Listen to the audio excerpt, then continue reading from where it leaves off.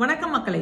இன்னைக்கு நம்ம வீடியோல பார்க்க போறது ஆர்டி அப்படின்னா என்ன, recurring deposit and SIP. So இந்த ரிகரிங் டிபாசிட் எஸ்ஐபியுமே ரெண்டுமே ஒரே டெர்மினாலஜி தான்.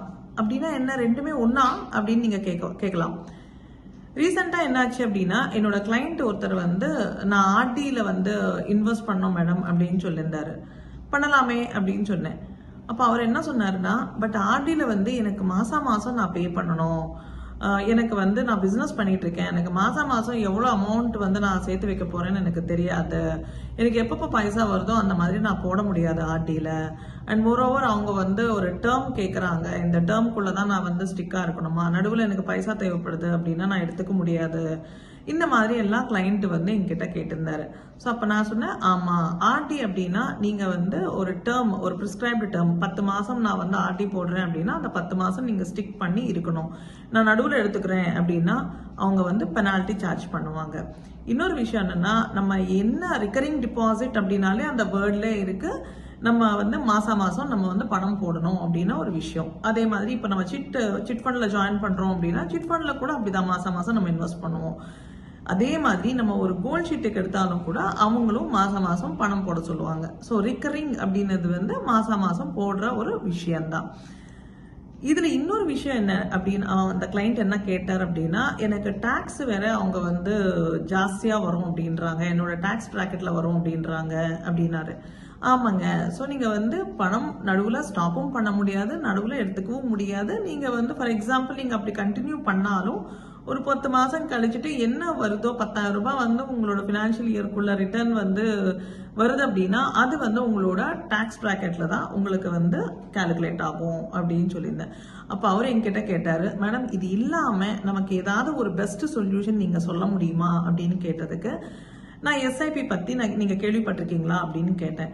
நிறைய அட்வர்டைஸ்மெண்ட் பார்த்திருக்கேன் மேடம், எஸ்ஐபி நல்லது, இது பட் மார்க்கெட் ரிஸ்க் அப்படின்றாங்களே, பட் ரிகரிங் டிபாசிட் ரொம்ப கேரண்டியா இருக்கு, பேங்க்ல நம்ம பணம் போட்டா நமக்கு பைசா கேரண்டியா கேபிட்டல் ரிட்டர்ன் ஆகும் அப்படின்னு சொல்லியிருக்காங்க அப்படின்னா, கண்டிப்பா recurring deposit guarantee return, but அது இட் ஸ்டார்ட்ஸ் ஃப்ரம் 4% இருந்து 8% டிஃபரெண்ட் பேங்க்ல இருந்து டிஃபரெண்ட் டேர்ம்ல மாறிக்கிட்டே இருக்கும். அதே மாதிரி எஸ்ஐபியில் நான் கேரண்டீடு அப்படின்னு சொல்லுவோம். ஏன்னா இது மார்க்கெட் லிங்க்டு, என்னன்னா ஸ்டாக்ஸ்ல இன்வெஸ்ட் பண்ணுவோம் அப்படின்னு சொல்லுவோம். பட் அப்படி கிடையாது. எஸ்ஐபியில் மியூச்சுவல் ஃபண்டை பொறுத்த வரைக்கும் எஸ்ஐபி அப்படின்னு ஒரு வேர்ல்டு மார்க்கெட்ல வந்ததே இந்த மியூச்சுவல் ஃபண்ட்னால தான். மியூச்சுவல் ஃபண்ட்ஸ் எப்பவுமே நமக்கு தெரிஞ்ச language subject to market risk அப்படின்னு தான் சொல்லுவோம். எஸ், என்னன்னா நம்ம ஸ்டாக்ல இன்வெஸ்ட் பண்றதுனால இது சப்ஜெக்ட் டு மார்க்கெட் ரிஸ்க். இதுல நம்ம கேரண்டியா எதுவுமே சொல்ல முடியாது இவ்வளவு ரிட்டர்ன் வரும் அப்படின்னு சொல்லிட்டு. ஏன்னா இது நம்ம பிசினஸ்ல இன்வெஸ்ட் பண்றோம். எப்படி உங்களோட பிசினஸ் நீங்க சொல்றீங்க இல்லையா, எனக்கு நாளைக்கு பிசினஸ் எப்படி இருக்குமோ எப்படி இருக்காதோ, என்னால எவ்வளவு பணம் நான் மாசம் போட முடியாதுன்னு எப்படி உங்களோட பிசினஸ் நீங்க சொல்றீங்களோ அதே மாதிரி தான் stock market relative with mutual funds. So இதுல நம்ம மாசம் நீங்க இன்வெஸ்ட் பண்ணணும் அப்படின்னு நினைச்சா நீங்க இன்வெஸ்ட் பண்ணலாம். இல்ல எனக்கு மாசத்துக்கு இந்த மாசம் என்கிட்ட 10,000 ரூபாய் இருக்கு, நெக்ஸ்ட் மந்த் என்கிட்ட 2,000 ரூபாய் தான் இருக்கு, அதுக்கப்புறம் என்கிட்ட பைசாவே இல்லை அப்படின்னா அந்த ஒரு ஃபிளெக்சிபிலிட்டி இந்த எஸ்ஐபியில் இருக்கு. இன்னொரு விஷயம் என்னன்னா, மியூச்சுவல் ஃபண்ட்ல நான் சொல்ற மாதிரி 2000க்கு மேல ஸ்கீம்ஸ் இருக்கு. பட் எல்லா ஸ்கீமுமே mutual fund subject to market ரிஸ்கா அப்படின்னா கிடையாது. உங்களோட ரிஸ்க் என்ன, எத்தனை மாசம் நீங்க எத்தனை வருஷம் நீங்க ஸ்டே பண்றீங்க, எவ்வளவு மாசம் எவ்வளவு வருஷம் நீங்க இன்வெஸ்ட் பண்ண போறீங்க, என்ன உங்களோட கோல், இது எல்லாமே மேட்டர்ஸ். அதுக்கு ஏத்த மாதிரி தான் நீங்க இன்வெஸ்ட் பண்ணணும்.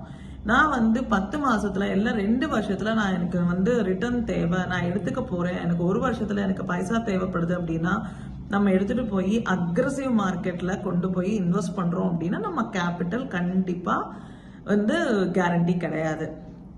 ஓகேங்களா? இன்னொரு விஷயம் என்ன அப்படின்னா, நான் ஃபிளெக்சிபிலிட்டி. இப்போ எனக்கு 1 மாசம் நான் கட்டிட்டேன், எனக்கு கட்ட முடியல அப்படின்னா நீங்க எஸ்ஐபியில கட்ட தேவையில்லை.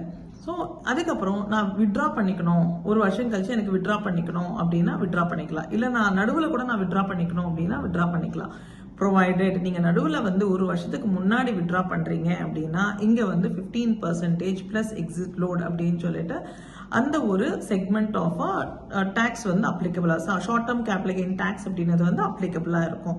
அதனால தான் நாங்க எப்பவுமே சஜஸ்ட் பண்றது என்னன்னா, கோல் நோக்கி போறது எப்பவுமே முக்கியம். சரி, இன்னொரு விஷயம் என்ன, அந்த கிளைண்ட் என்ன கேட்டார் அப்படின்னா, மேடம் ஆர்டியில் வந்து கேரண்டி சொல்கிறோம், நீங்கள் டாக்ஸஸ் எல்லாம் இருக்குது அப்படின்றீங்க, அப்புறம் ரேட் ஆஃப் இன்ட்ரெஸ்ட் வந்து கம்மியாக இருக்குது அப்படின்றீங்க, பட் மியூச்சுவல் ஃபண்டில் வந்து ஜாஸ்தி ரிட்டர்ன் வருது அப்படின்றாங்களே, அது என்ன மேடம் அப்படின்னு கேட்டார். அப்போ நான் சொன்னேன், ஆமாங்க, எஸ்ஐபியில் வந்து நீங்கள் சிஸ்டமேட்டிக்காக நீங்கள் இன்வெஸ்ட் பண்ணிகிட்டே இருக்கீங்க. இன்னைக்கு இன்ஃப்ளேஷன் அப்படின்றது வந்து நம்ம எப்போவுமே நீங்கள் கேள்விப்பட்டிருப்பீங்க, சிபிஐ வேல்யூ அப்படின்னு சொல்லுவாங்க, லைஃப் ஸ்டைல் இன்ஃப்ளேஷன் சொல்லுவாங்க. அப்படின்னா கன்சியூமர் பிரைஸ் இண்டெக்ஸ் அப்படின்னு சொல்லுவாங்க. நம்ம ஆர்பிஐல வந்து நம்மளோட இன்ஃப்ளேஷன் பார்த்தீங்கன்னா இன்னைக்கு 5.1 இருக்கு. நம்மளோட லைஃப் ஸ்டைல் இன்ஃப்ளேஷன் அப்படின்னா இன்னைக்கு நம்ம மார்க்கெட்டுக்கு போய் காய்கறி வாங்கும்போது நெக்ஸ்ட் நம்ம வந்து இன்னொரு நெக்ஸ்ட் டேவோ இல்லை நெக்ஸ்ட் வீக்கோ நம்ம காய்கறி வாங்கும்போது அதோட ரேட் டிஃப்ரெண்ட்டாக இருக்கும். அதே மாதிரி ஒரு டாக்டர் கிட்ட நம்ம வந்து கன்சல்டேஷன் போகிறோம் அப்படின்னா இந்த வருஷம் இருக்கிற கன்சல்டேஷன் நெக்ஸ்ட் இயர் இருக்காது. அதே ஸ்கூல் ஃபீஸ் இந்த வருஷம் நம்ம குழந்தைங்க வந்து ஸ்கூலுக்கு ஜாயின் பண்ண வைக்கும்போது ஒரு ரேட் இருக்கும், நெக்ஸ்ட் இயர் வந்து குழந்தைங்க ஜாயின் பண்ணும்போது இன்னொரு ரேட் இருக்கும். இதுதான் லைஃப் ஸ்டைல் இன்ஃப்ளேஷன் அப்படின்னு சொல்லுவாங்க. இதுக்கு மீறி நம்மளோட பைசா வந்து வளருதா அப்படின்னா ஒரு கம்பேரிசன் வந்து எப்பவுமே பண்ணுறது நல்லது. அது ஆர்டியில் கேரண்டியாக நம்ம பண்ணுறதுனால நம்ம எவ்வளோ வந்து நம்ம பைசான்னு தூங்க வச்சுட்டு இருக்கோம் அப்படின்னு ஒரு விஷயம் நம்ம வந்து யோசிக்கணும்.